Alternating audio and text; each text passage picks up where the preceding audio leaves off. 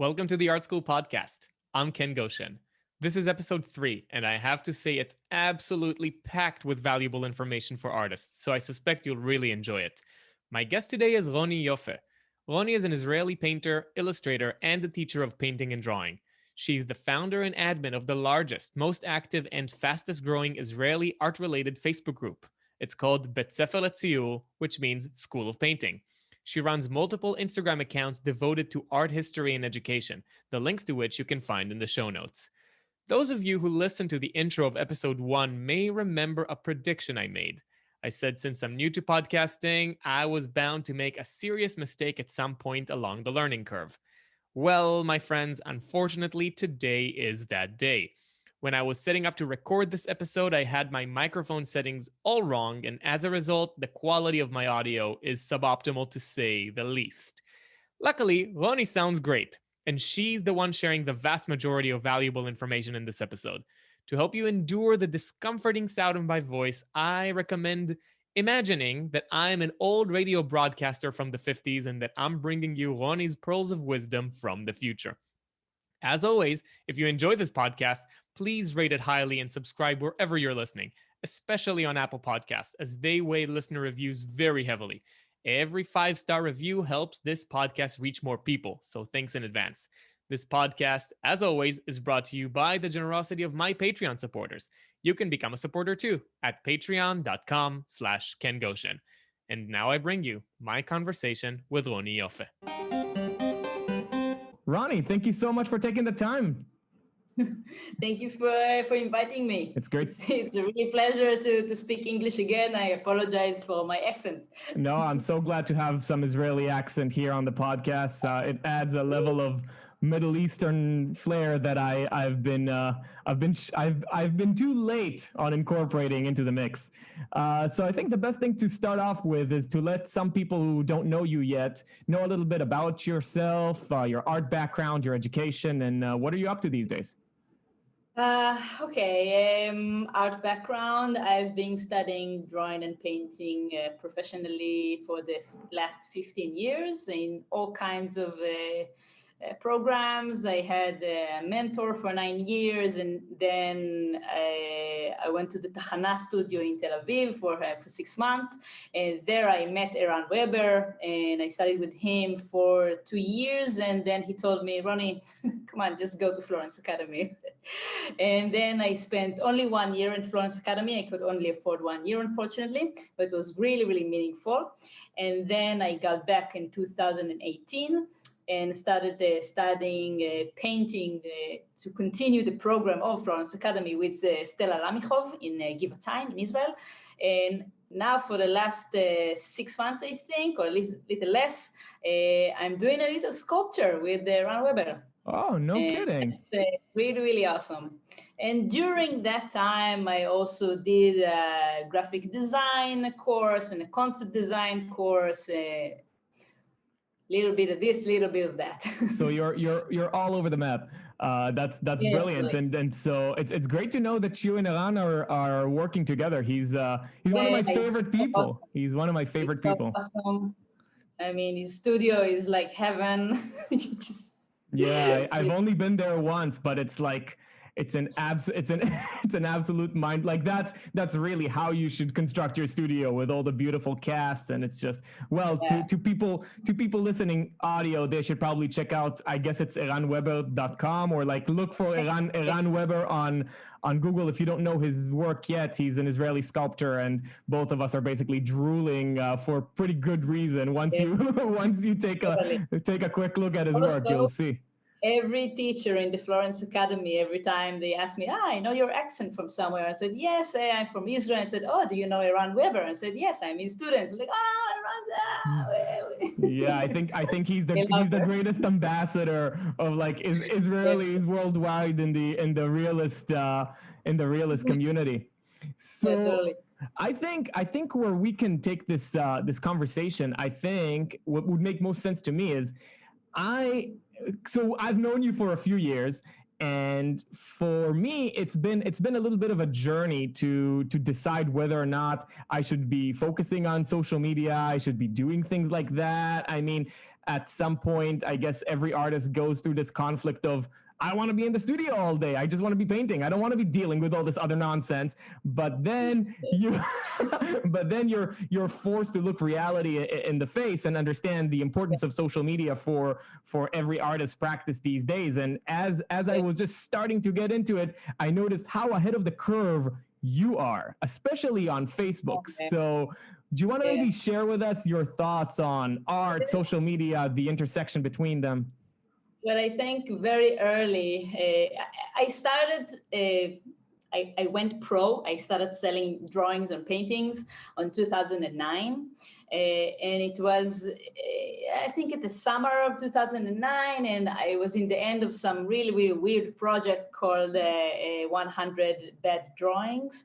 And I just posted every day a drawing. I did the same day because I had no time. I had this regular job, like I was a pastry chef at the restaurant.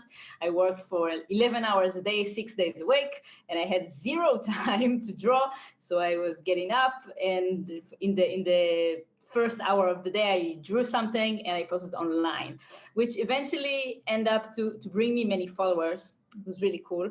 And after 9 months at the restaurant, I saved a little money and I said, okay, I will leave the regular job and I will try to sell drawings. I have enough money. I saved for at least a year, I think. I had really a lot of savings. And then I said, okay, let's give it a try. Many people are following me. They're reacting to what I do.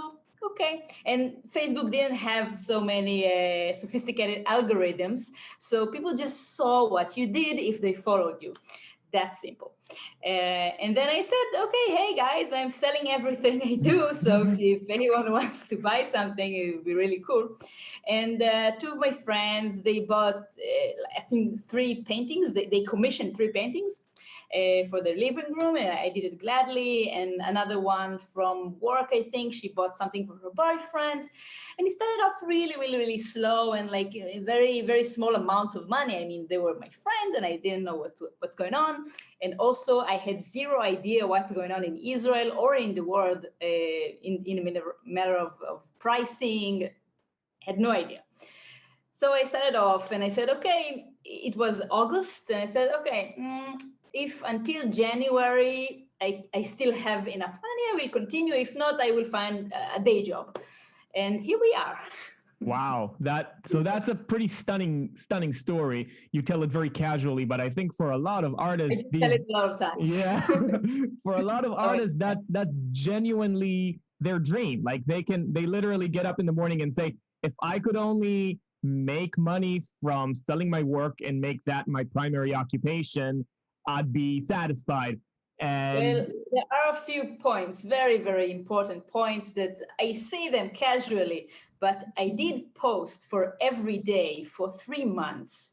Every single day I posted something and I didn't say I'm selling. I didn't say anything about marketing, about business, nothing.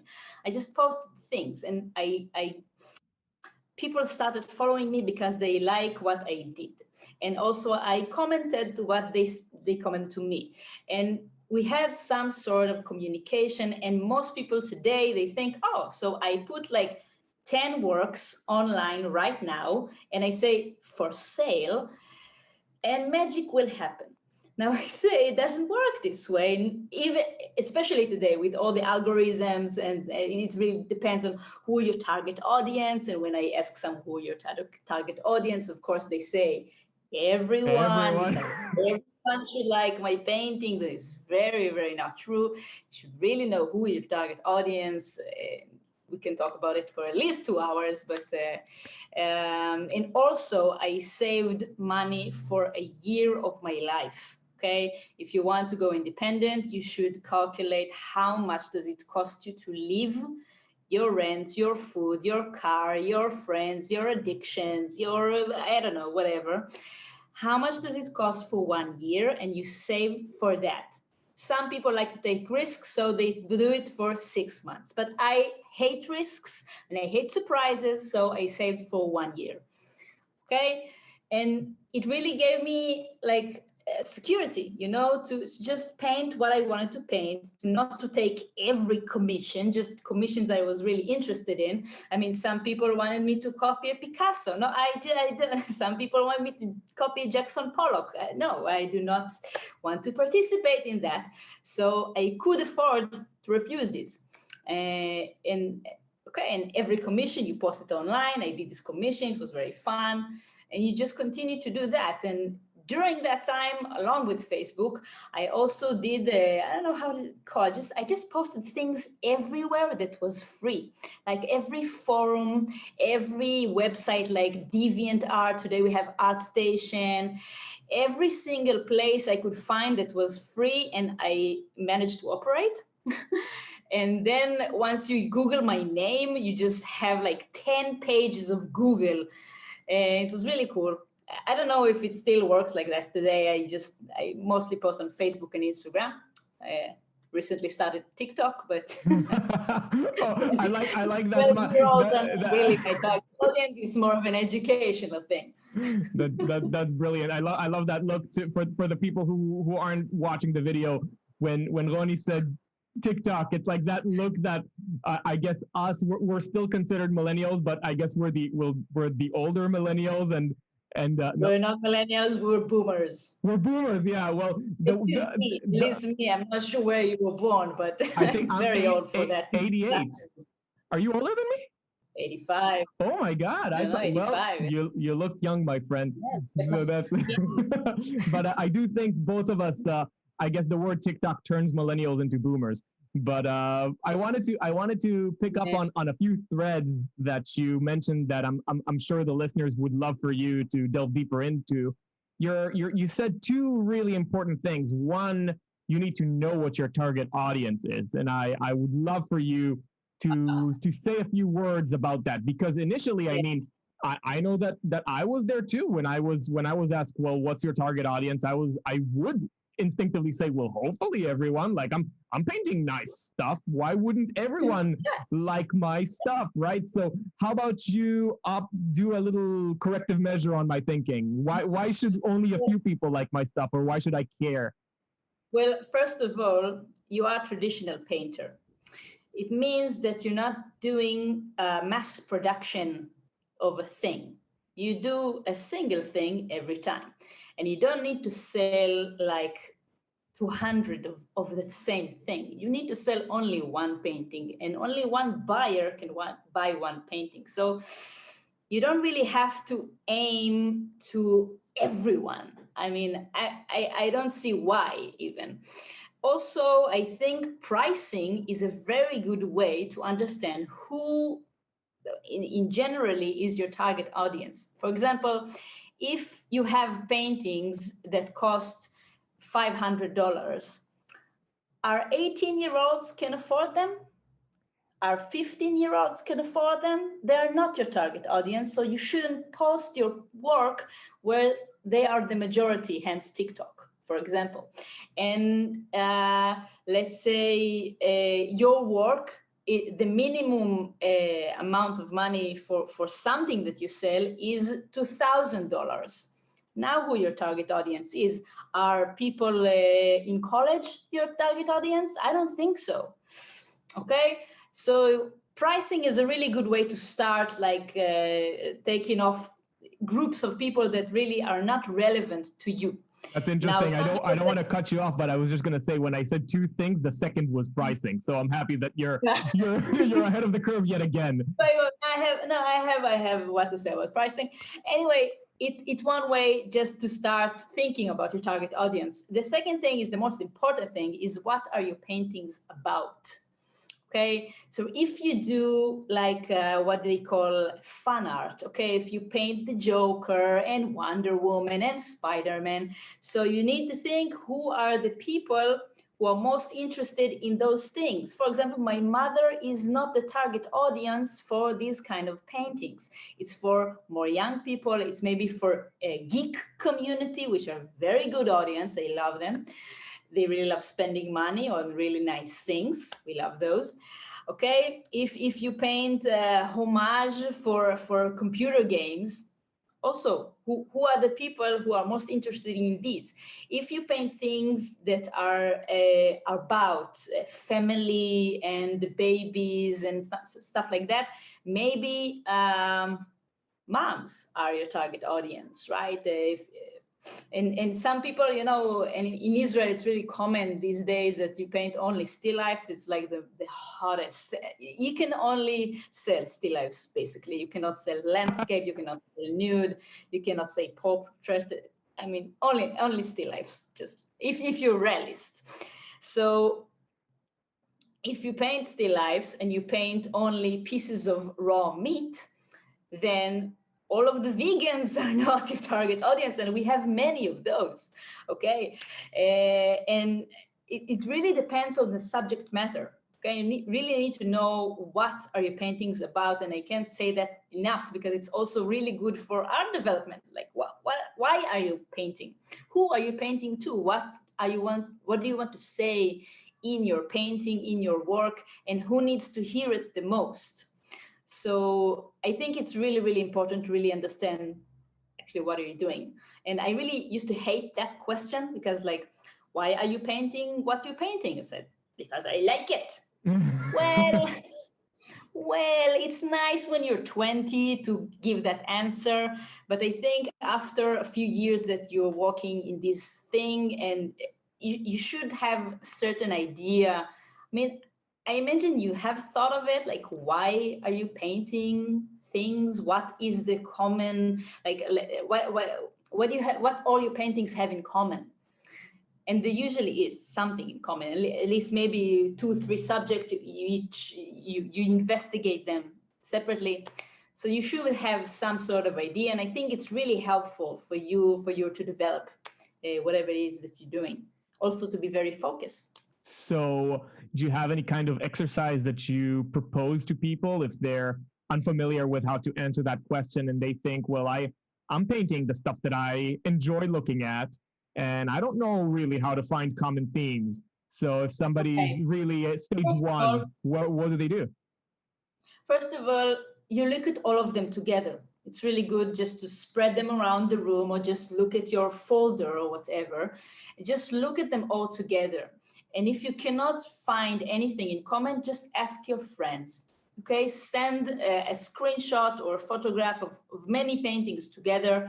Ask them, send them to people for your family, to your friends, to your colleagues. And what do you see in common? What does these paintings have in common? And I'm pretty sure none of them will say, "Oh, there's nothing in common."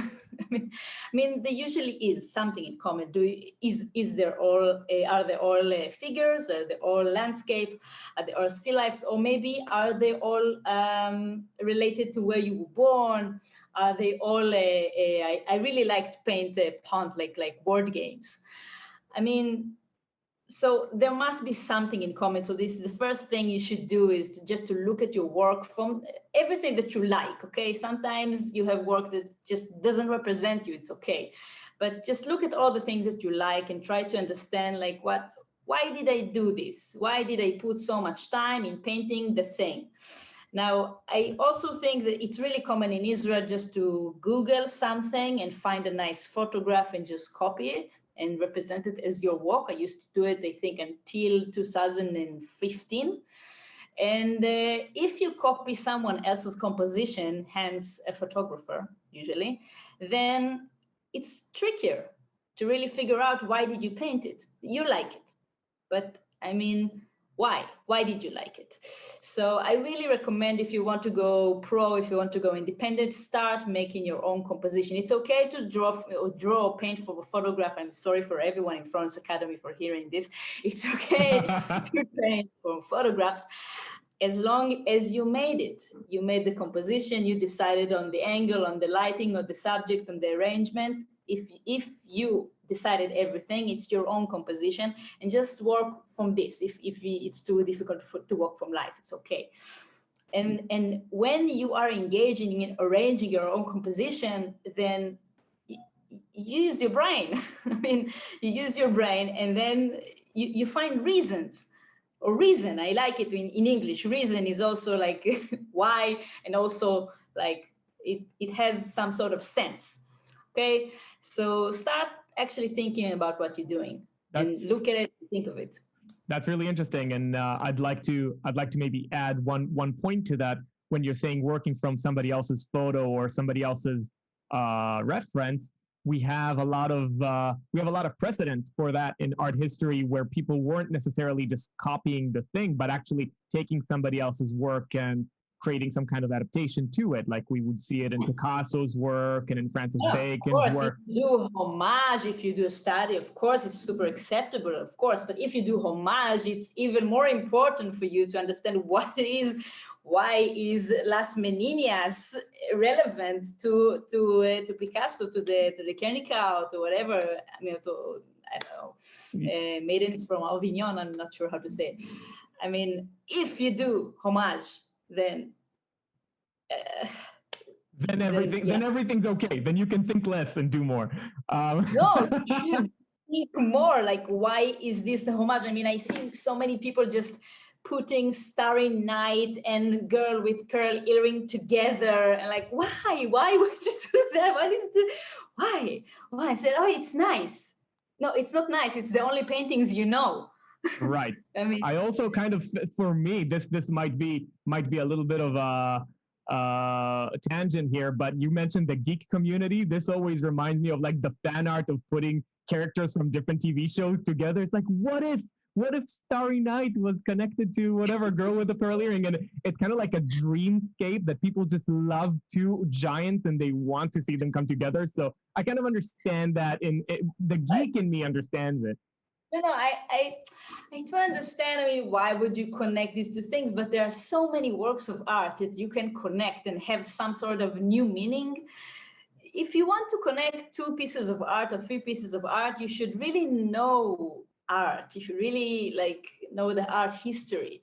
I mean, to know only the celebrities and only the single paintings of the celebrities that are very famous, like Girl with Pearl Earring or Starry Night, then it will really be thin, right? Thin idea. But if you connect something that, if you have like a lot of knowledge of art history, then you can think of many other paintings who would be better together. Of course, right? and the reason that I was saying it is not because I endorse that strategy. It's just because I sympathize with the sentiment, but I think you hit on something extraordinarily important, and that's actually not discussed thoroughly enough, I think, in the, I would call it the beginner artist discourse, is the importance of an education in art history specifically.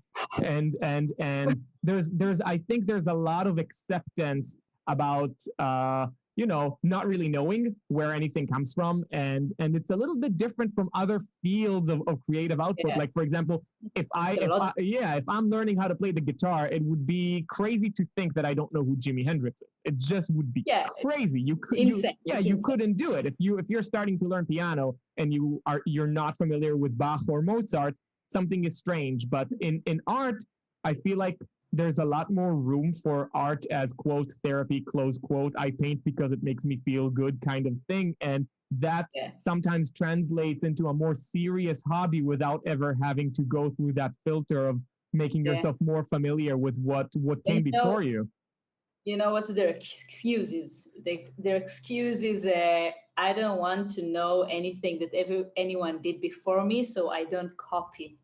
I want to be original. And why is that wrong? Rembrandt knew everything before him. It didn't bother him. It didn't disturb him to be original. I mean, all of the artists, all the major artists, the most famous one, and not only the most famous one, they knew art history very, very good, and it didn't bother them. It didn't disturb them to be very original.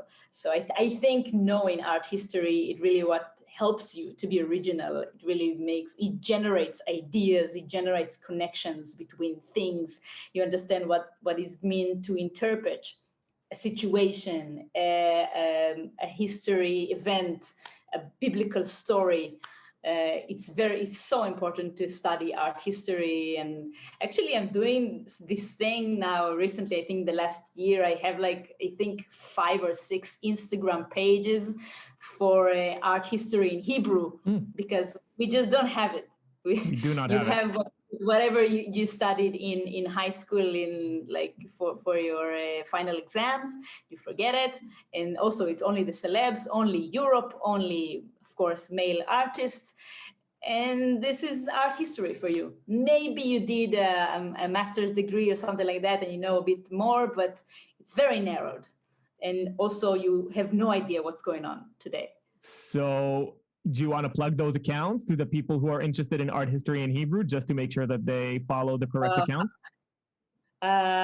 Do I send them to you, or should I say We'll put them in the show notes. You'll send them to me. I'll put them in the show notes. So, okay.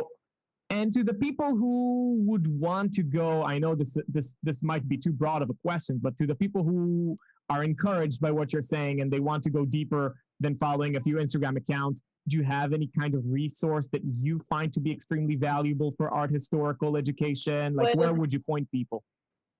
Well, if it's online, then I will give you another link for a very basic and really nice and short course for art history. It's called From Rembrandt to Goya or something like that. It's a series of lessons, like 7 minutes or 10 minutes. It's a really nice starting point. And what I recommend is just find someone that you're interested in or you like their work, and start with Wikipedia. Seriously, just start with Wikipedia, read about them. In the Wikipedia, you have names of their teachers, of their schools, of their colleagues, of their paintings, and you could just start searching your own things that are interesting for you. Also, the second thing I really, really recommend to do, it's a little bit technical, arrange a timeline. Because I had no idea when was the 16th century. I had no idea when Michelangelo lived. I had no idea when Velasquez lived. I had to draw a timeline and just place everyone in the right place to understand when everything happened. And then I realized that between Donatello and all the other Ninja Turtles, there was so many years they didn't know each other. And if you watched Hannah Gadsby's show Douglas, you also know why Titian is not a Ninja Turtle. And if you don't know, I will not spoil it for you. No, I have to know. You have to tell me. Oh my God. Okay, so we have to go watch it? Okay. It's an amazing show. It's really, really funny. And she really gives a really good explanation why Titian is not a Ninja Turtle, and it's the truth. I'm gonna venture a guess. Everybody can know that I have not yet watched the aforementioned episode, but isn't it because he wasn't from Florence or didn't spend any time in Florence? No? She's okay. To the audio listeners, I'm getting a no from Roni here. I'm getting a clear no. Okay, well, my theory was all of them are Florentines, or at least made most of their work in Florence. But okay, I have some catching up to do. So to people who are looking for more sources on art history, I would say the best place to start is a book by Gombrich called The Story of Art. It's a bit of a heavy book, but it's also a heavy lift. To say I'm going to tell you the whole story of art in a book. We're lucky that it's not twice the length, and I think it's a fantastic resource. I really like to recommend things that I can handle. So I mean, there are books. In your previous video with Steven Bauman, he mentioned the Harold Speed, the Practice in Science of Drawing. I also really recommend this book, but I know it's not for everyone, especially if they're not English speakers, 18th century English speakers. And so I also recommend I think Google Art Project in YouTube. They have also, it's a series of short videos about a single painting, and it's really, really interesting and fun to watch.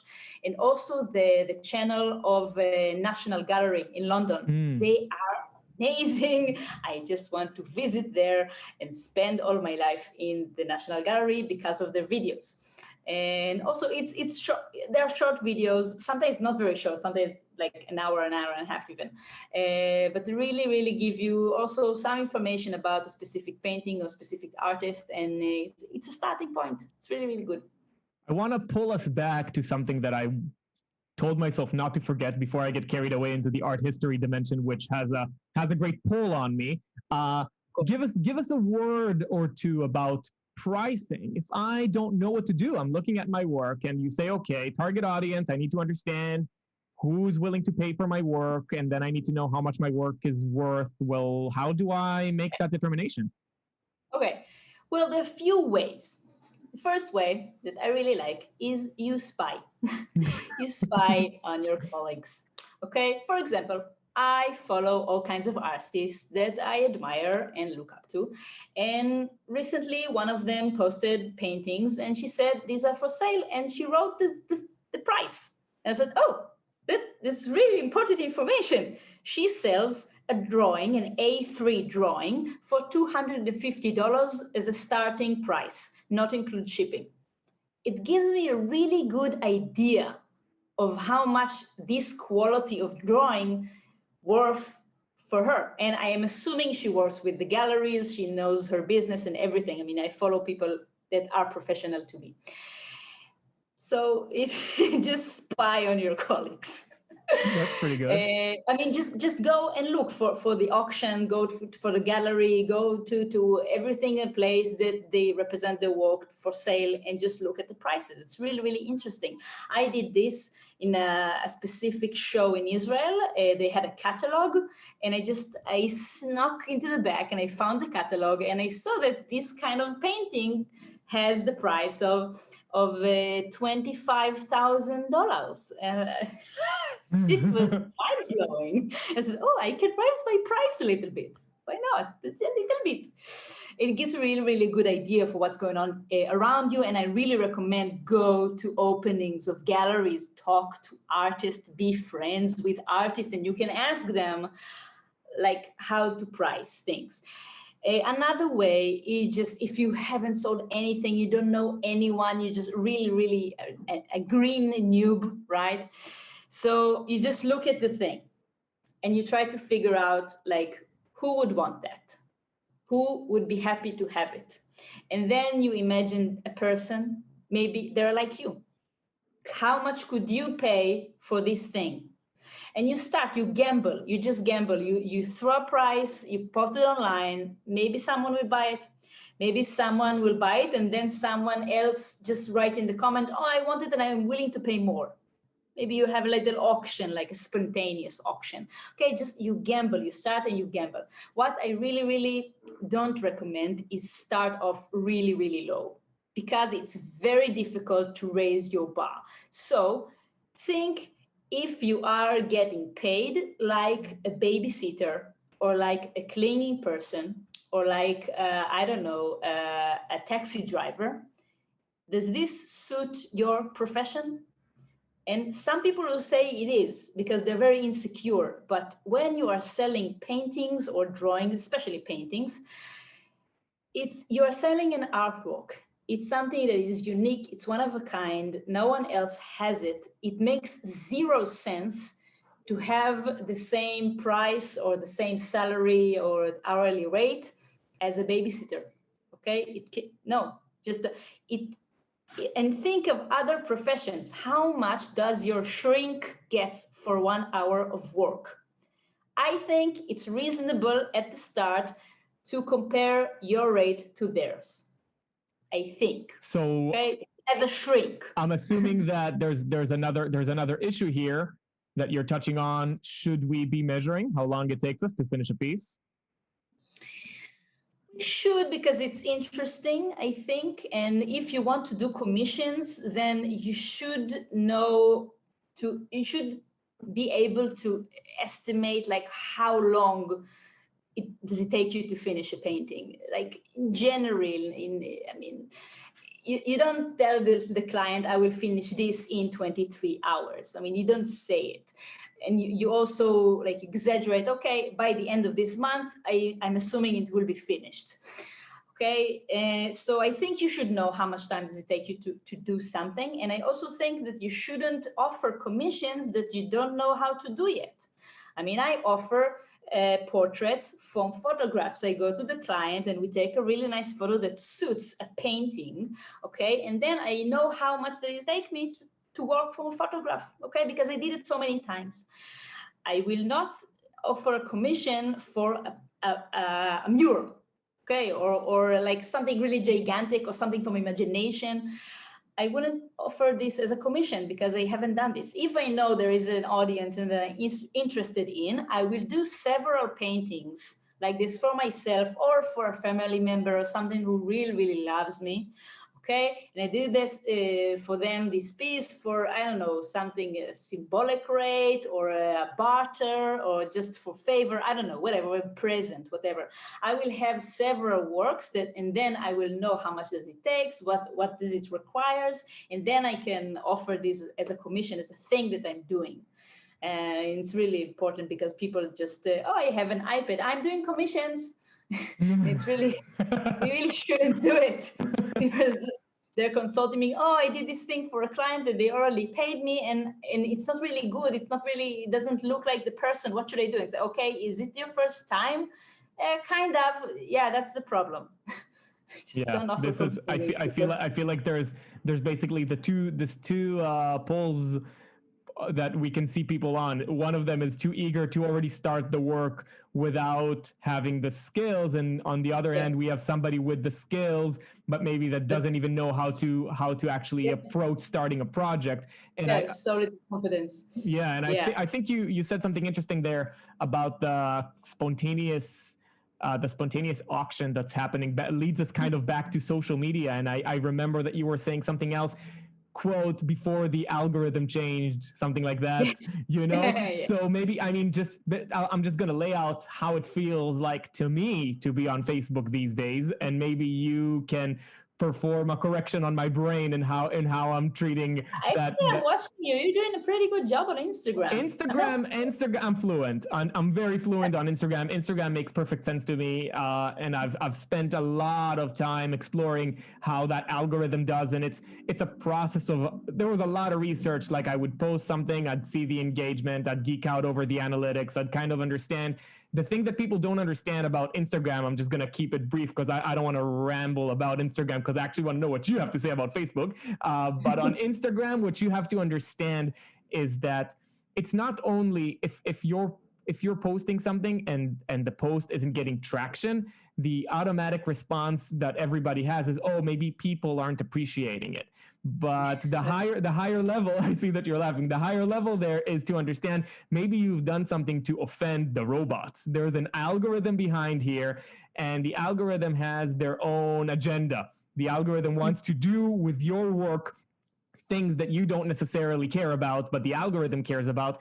So when something doesn't work, it doesn't mean your drawing is bad. It doesn't mean your painting is bad. It just means it didn't hit that mark that Instagram is really looking for. So I'm sure something like that is happening on Facebook too. But my experience on Facebook is whenever I open it, I just see the same post from 3 days ago that I've already seen, that I may have already commented on. I know I have almost 5,000 friends, and yet I'm only seeing posts from maybe 50. And so if I put some spontaneous auction out there, and I'm telling you, despite the fact that, you know, it doesn't even matter if my painting is going to be attractive. I know that on Facebook, I'm doing something wrong. So what should I be doing? Well, you said whenever I open Facebook, right? I did say that. Every few days? No, much more frequently. Every day? On Facebook, definitely. Okay, on Facebook, from what I understand, and it's really, I think it's kind of unique because most people use Facebook now. If they want to sell, they do sponsored ads, and I don't still, and pretty proud of it, but I engage all the time. I mean, I comment to other people. I like things from other people. And also I have the Facebook group, which I'm really, really, really, really active in that group. And it makes people see me more because I'm so active everywhere on Facebook. Everywhere I am, I'm active. By the way, if seeing the same post, every person I confirm to my friends, like my friends list, I do unfollow because I cannot stand politics and all kinds of dogs and babies and everything. So I follow, I think, only maybe 10 of my friends, and all of the rest is just art groups, art pages, and stuff like that. So when I open Facebook, I just see artworks. Also about education, it's very, very important just to feed your brain with artworks all the time. And my group, but I'm really, I do so much engaging on Facebook, and it gives me more exposure. And also I have like 5,000 friends and like 2,000 followers, and they're kind of my target audience. I mean, they know what to expect, and I keep surprising them. Also, I don't only post things about selling paintings, and it's also really, really important if you're selling through your a personal profile, also through a page. But I don't know much about pages. So why is it in important? Because okay, again, what's the question? What's important? You said that it was important to not only post about selling art. Maybe explain to people for whom it's not obvious. Because people want to know the person behind the thing. It also happens in your show, like in the gallery. People want to meet you. They want to ask you questions. They want to know what you think about things, and they really want to know what you think about their stuff. And people just want to know what's going on. And I really enjoy Facebook, which is a really, really important point about marketing in Facebook. If you don't enjoy the Facebook, it will not work for you. Does it know I'm suffering? It knows it about me, huh? How does it know? The algorithm knows that you are not enjoying yourself. Now, I enjoy Facebook because I post all kinds of things. For example, I did this really, really big painting about variety in Israeli society. And I wanted to represent that with all of the spices I can think of that are in Israeli food, which is basically all of the spices ever. So I asked in my Facebook, hey, what is the main spices you use in your kitchen? Now, this post, it gives me information that helps me just to brainstorm about my work. And people know that I'm sneaky, that I'm doing something with this information. But also, it's a question that everyone can answer. And everyone enjoys reading the other answers, and they are engaging in my post, and I engage, and it makes this, wow, everybody's here and something interesting is happening in this girl's page. Okay. And sometimes I ask about biblical stories, and I ask about problems with my computer, and all of these things just brings more people that weren't engaging in the previous post, they're now engaging. Okay, so I don't only post about one thing, I post about many things that are interesting to me. I don't fake it. I don't just put posts just to put them. Okay, I once asked, do you can tell the difference between parsley and coriander? I put these two silhouettes of these two leaves because I was interested in how many people can figure out the difference. It was just 200 comments. Wow. And it bring really a lot of engagement to my personal profile. And people are thinking, oh, she's funny. I like her post, she's funny. Okay, and they come because I'm funny, because oh, and also, ooh, now I have a baby. So be funny and get babies is the notes I took. But a pet is also good, but not as a baby. So I wanna maybe this is gonna sound conspiratorial to you, but I do recall that maybe if I look 3 years back, I was relatively active on Facebook and also enjoying it more, and also seeing more of the people that I'm friends with, even though I don't know them in real life. Like I would just follow and befriend some artists on Europe or whatever. And then almost like one day arrived, and then my posts that used to get a lot of engagement just suddenly stopped. I started only seeing the people that I am, that they know in real life. I feel like the robots have gotten smarter and they know who I actually know. Did something happen? They did do this change in the algorithm where people you're not engaged with for a certain amount of time, then you stop seeing their posts. It's also a reason. I mean, if you want to market your things on Facebook, it's also a reason to like things of all kinds of people and send messages every once in a while. For example, in the group, I try to be smart with the algorithm, and I say, okay, this is the post. I write some things, and if you want to know, if you want to get the link to the thing that I'm talking about, just write in the comment, give me a link. So also makes engagement, and also I have a reason to send a private message to the person. And so they see me more because I send them a private message. Genius. So it's kind of sneaky, and I don't spam. I promise I don't spam anyone, but you just have to flow with it because to flow with it. Yeah, it's Hebrew now. Go with the flow. Yeah, you need to go with the flow of Facebook because it's changing all the time, and it just gets more difficult for small businesses or artists because they just want you to pay them money. Okay, I mean, I know all these artists, portrait art. I don't like calling them artists, but they make portraits on commissions, and they do these sponsored ads. And I'm guessing that because I see the sponsored ad, maybe it works for them. So if you want to just to sell things through Facebook easily, I think, then just go for the sponsored ad. I mean, I know a person that pays 10,000 shekels per month for posting on Facebook, and Wow. and he sells his work. He has his own gallery, and he has a reputation, and everybody copies him, and because it's very easy.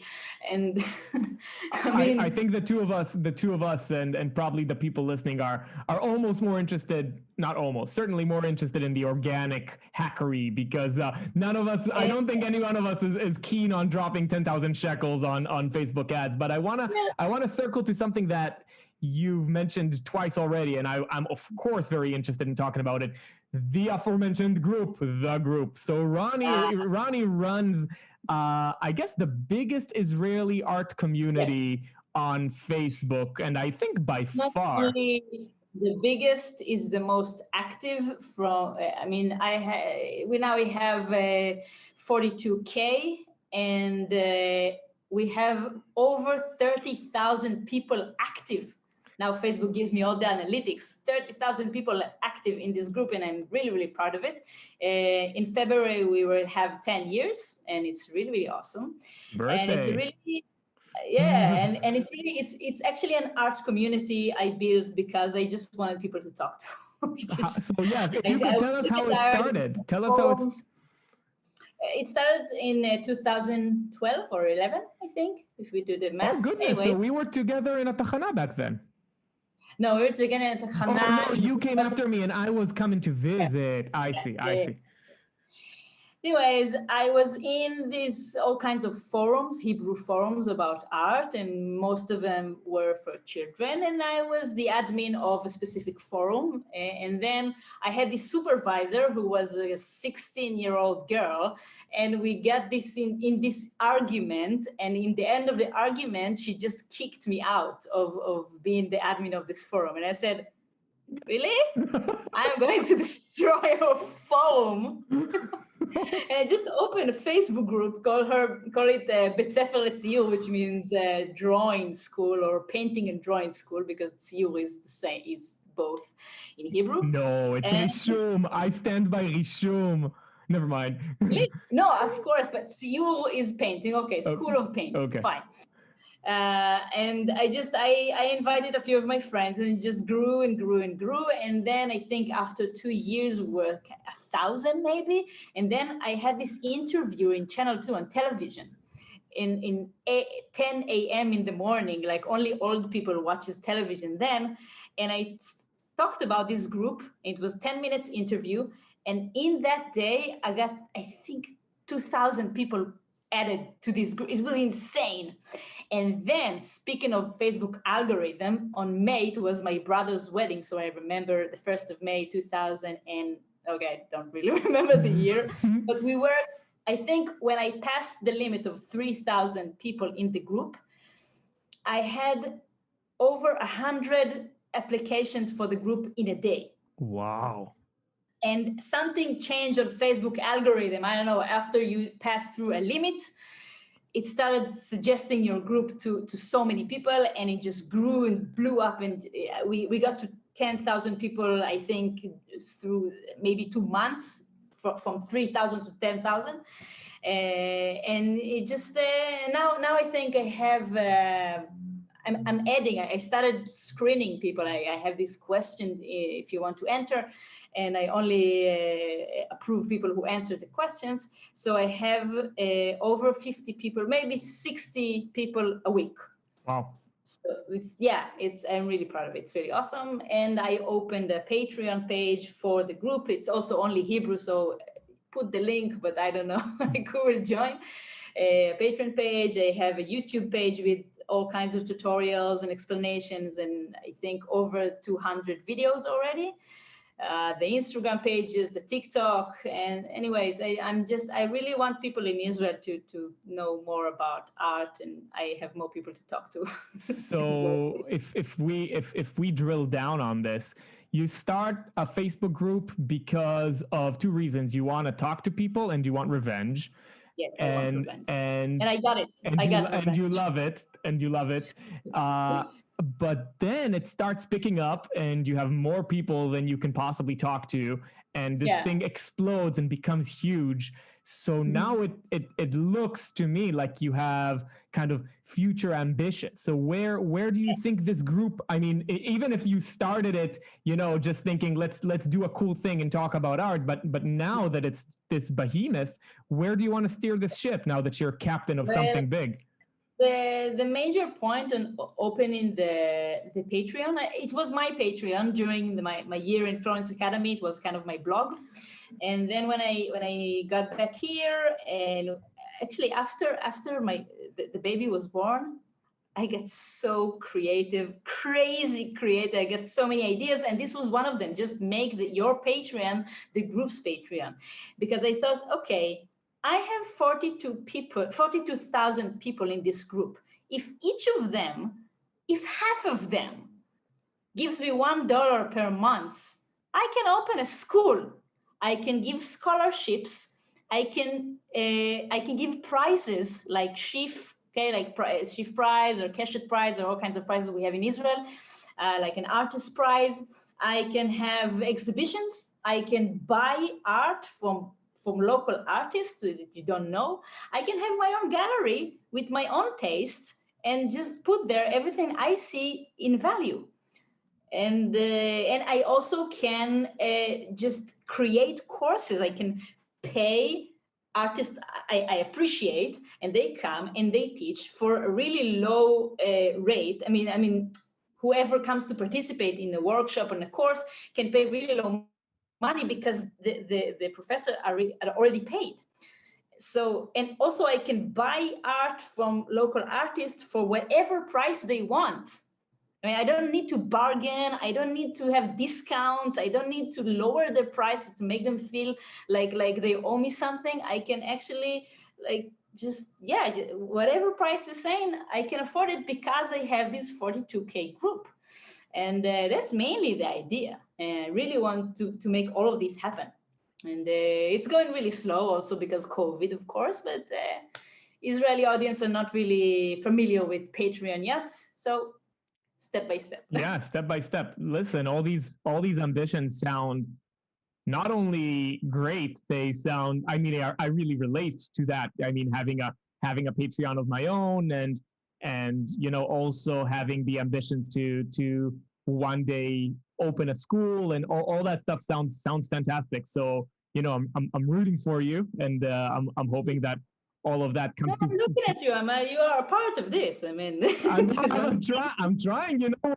We're in these circles. We're working it out. We're making it happen, because I think both you and me, maybe with slightly different approaches as a response to it, kind of grew up in Israel with a feeling of something is missing here artistically. People. There is nothing here. Eran Weber once told me that whoever grew up in Israel and has some sort of aesthetic sense is so lucky.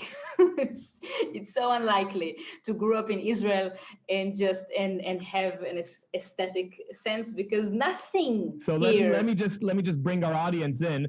So to those of you who are not Israeli and don't really understand what Roni and I are talking about, Israel is an and correct me, Roni, if you disagree, Israel is a very pragmatic place. Like when you go to study medicine, it makes sense to people. You go to study law, it makes sense to people. If you're developing whatever, mechanical engineering. Even music or theater or literature, you have some place to study and it makes sense. Yeah, but when you try to study art, people ask you, okay, that's your hobby, but what are you gonna do with it? What is that? Like, it doesn't even register to people as a profession, which makes the environment, very difficult to navigate. And I mean, my response to it, and I'm not saying that this is as a permanent fixture of my being, but I left. So I've been out of Israel for about 9 years, but the stated goal was to establish all the stuff that I need to establish in order to, hold my head up high, and then one day come back with all those resources and do something similar to what you're doing, trying to cultivate this environment so that the next generation won't have to live under the same conditions. It will happen in our generation. Come on. I mean, ever since I went to the Florence Academy and just posted every day something I did there in the group, people are starting to be interested in going to school outside of Israel. And it's really new. It's really awesome. And also in the last, I think, 15 years, I think in the United States alone, they over 100 ateliers just emerged. So there are many, many places that you can go and get education outside of Israel, and people are doing it. And now I know this one girl in Grand Central Academy, and there is another few in Florence Academy in Florence, and another one or two, I think, in the Barcelona Academy, and they are coming back. They're coming back to Israel and they start working and they start painting, they start doing commissions, they start showing their work. And people are also interested more and more in figurative and realistic painting, also due to, we owe a lot to Israel Hirschberg and Aram Gershoni and David Nipo and Schiff Prize, okay? I think last year, 2 years ago, it was 10 years for Schiff Prize, and it was a huge exhibition on Tel Aviv Museum. And the audience was, there were so many visitors, and it was so irregular for the museum. And also to exposure in the internet, people are more interested in figurative art, in realistic art, in hyper-realistic art, whatever, photorealistic art, and it's come from everywhere. Tattoo artists are interested in this, and graphic designers are interested, and concept artists are interested, and everyone needs this kind of knowledge and skill. So whoever can, they go outside of Israel, or they study online in platforms like Schoolism and Udemy or something like that. So it's getting better. So just to tell the story to the people who are not in on it.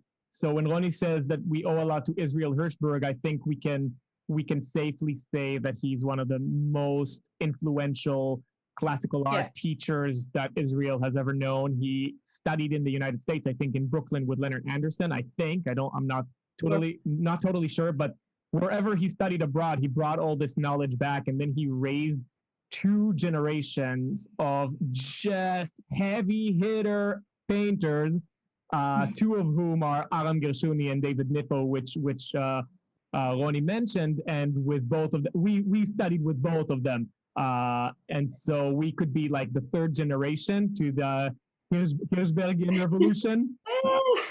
I only been to the Tachana for 6 months, and basically I ran away because I did not felt home. I did not understand anything, and it was really, really weird experience. But I think as generally figurative painters or realistic painters, we owe them so much because they opened the door to Israeli audience to really know these kind of paintings. I mean, I don't really like the works of Aram Gershuni, okay? I don't really appreciate him, but he opened the door. It's so important. And I think clearly it's due to his father, to his wife, to his mother. They're all like an artistic family. They have these events and they are the celebrities of the art world in Israel, and I think we owe them a lot. Everyone who is ever doing figurative or realistic paintings, and also we are very much influenced by them, because this is the reason that people are only buying still lifes in Israel. Is Aram Gershoni and David Nippo and Israel Hirschberg. I mean, to call them figurative are kind of weird because they're not doing anything with the figure. Maybe every once or twice, but I mean, mostly still lifes and landscapes. So it's really like a thing, like an Israel. What is Israeli art? What is Israeli realistic art? Is usually still lifes, centered composition, a single thing or two things, light from one of the sides, usually northern light because it's so beautiful, and usually it's very, I mean, it's not gigantic. I mean, the thing that I have behind me is like the opposite of Israeli painting. Like they do all these things like it's not modest. It's like it's What's the Hebrew word? Sanua. Yeah, modest works. Yeah, okay. So, I mean, they paint, okay, a glass of water and a loaf of bread, a pot of milk, an orange, right? So it's like, yeah, it's so serious. It's so serious. It's full of ethos. Yeah, it's also I think that you're touching on such an interesting point. I just kind of have to make sure that to everybody who's not Israeli, I'm kind of bringing them into this narrative because I'd love to continue pursuing that point. But I think Roni is describing a state of Israeli realistic art in a very accurate way. There's a whole style around it that's very somber, very quiet, very reflective. It's not at all celebratory. It's not like how would you say? It's not extravagant. It's not it's like the opposite. It's not luxurious. It's very like matter of fact, dry, and purposefully so. Yeah, which is to the people who can't see the video. So Roni is pointing to a huge composition behind her of a lady around a ton of fruits. She's half reclining. There's a lot of fruits. There's a landscape with a sunset in the background. So a lot of celebration and color and actually one time I painted this thing, and it was on 2015, I think, when I was still in the Tachana. And I didn't want to admit it, but I was so influenced by Aram and Nippo, and Aram Gershon and David Nippo. And I painted this composition. I called it Candy Kingdom. It was just so many candies, candy. It was super colorful. And I put it on a flat background, like a wall, like a dry wall with all the cracks and everything, and on a wooden table. And I showed it to Iran, and he told me, you make it a joke about Aram Gershoni. And I said, yes, I'm doing it. Brilliant. Yes, it's so funny. Mm-hmm. It's so funny to paint something funny in a serious way. I really totally relate, and I love humor in art. But I also want to make sure that our listeners understand one more thing about realistic art. Unlike in New York, for example, if I'm confused about art and I want to ask myself, well, what is this thing called art? I have this enormous institution called the Met. I go to the Met, and then I see everything from the somber paintings of Caravaggio to the extreme celebration of the Rococo, which I hate. But we get a very wide range. Within a 4-hour trip to the museum, I can see all the possibilities that art history has basically devised over the years. But in Israeli art, if you want to go see figurative painting, you kind of can't unless you do look at the works of those living masters. We have very few. We have 2 museums that has something to offer. Tel Aviv Museum of Art has a very small collection. It's not a small collection, actually. I've been to the safe. They have a huge collection, but they show only a small part of it. And it's like 2 rooms. And you can see, like, I think maybe 30 or 40 paintings. But we have a Rubens, they have a Van Dyck, they have a Rembrandt. And it's okay, but really not.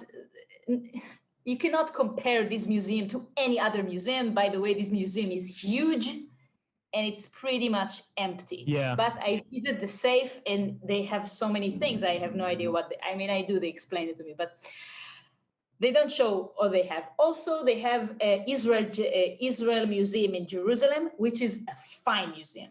It's fine mostly for archaeological and cultural things like Judaism and Islam.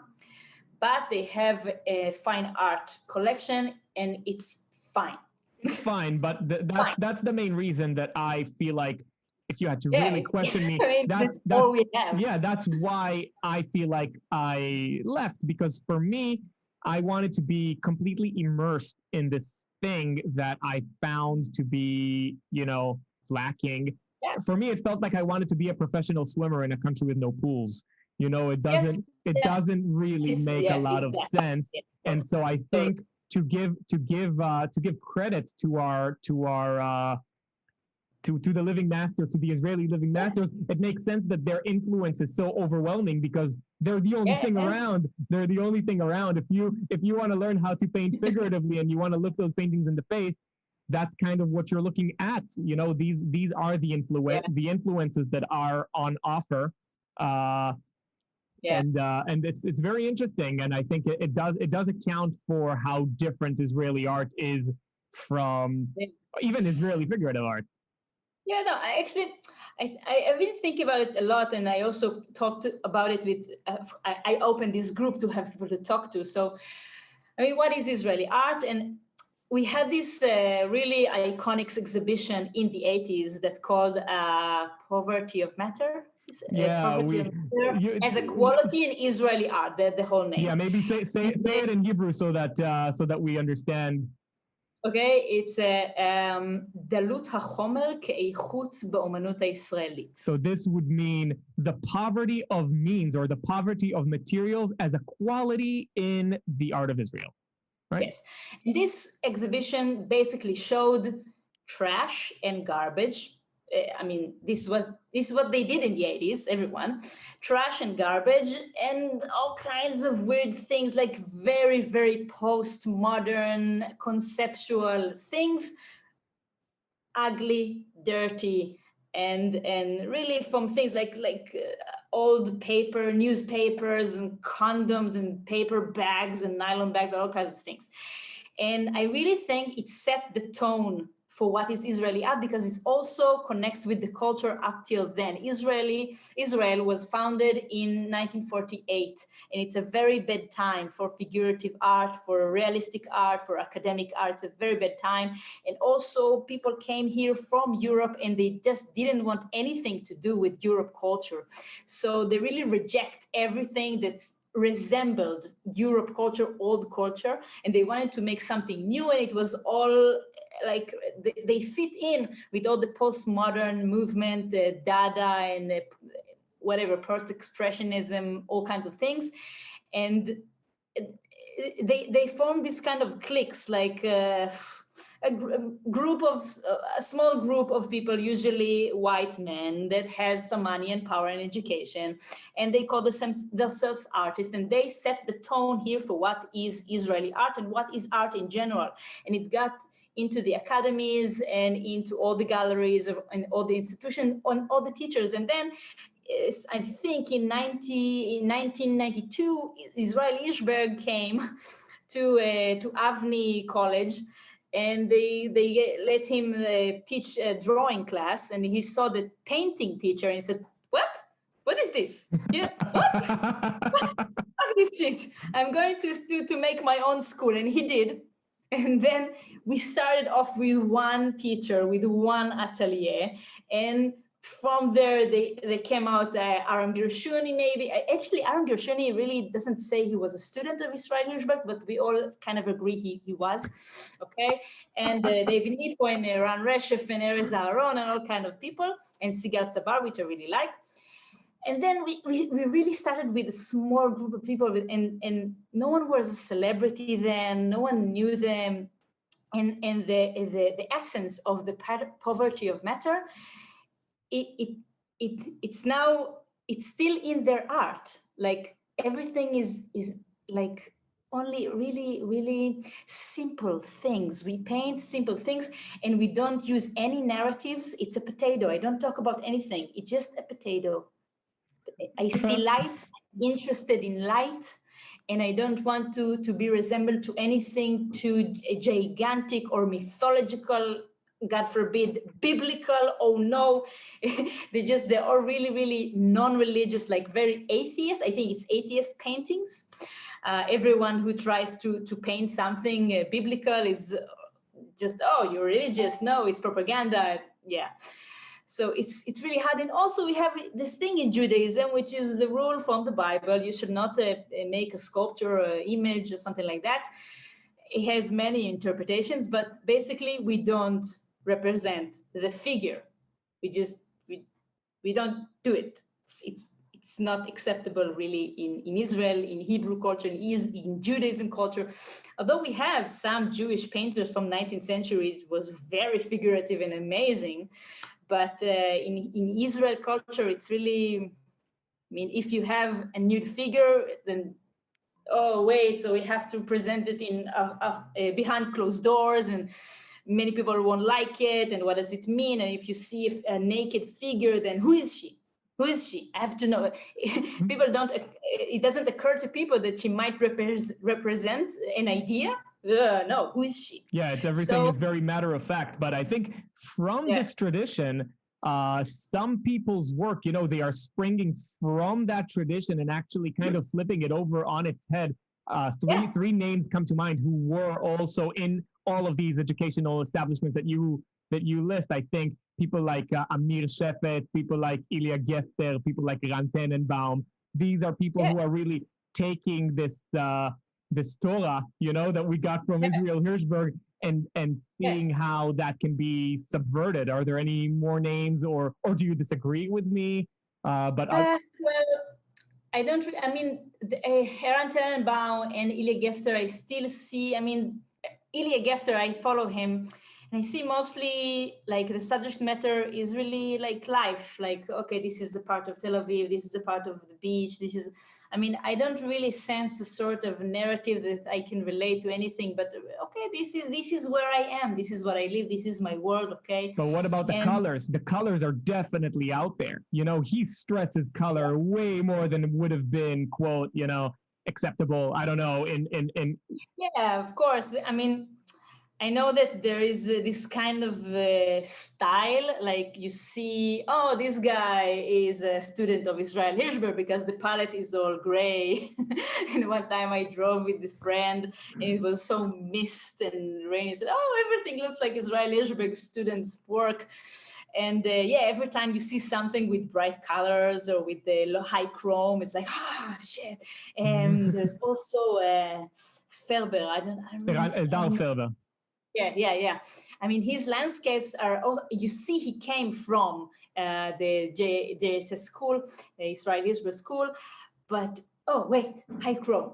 And in Israel, everything is high chrome. In Israel, everything, you go to your house, everything. The light is high chrome, the colors, the voices, the flavors, the music, the people, the religion, everything is high chrome, high pitched, high contrast, everything. So painting everything like mellow and quiet. That's beautiful. I love that theory, but I really like that because it actually suggests painting as an escape from the extremely high-pitched, high-chroma reality experience of Israeli life. I think you have a thesis there that's worth writing about. You know, how a country writing about it in my blog, in the Patreon. See, there we go. So a country with everything being so loud is actually kind of enchanted with quiet, modest painting. Roni, I think this would be a great time to tell people where they can find you.